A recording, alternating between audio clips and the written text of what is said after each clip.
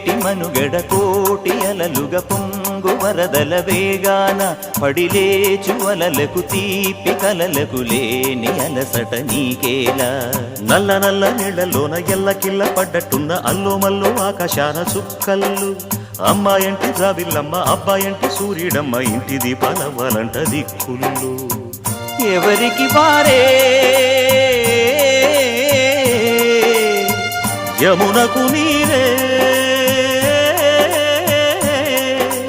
రేవు నీరు నావదంట నావతోడు రేవుదంట పంచుకుంటే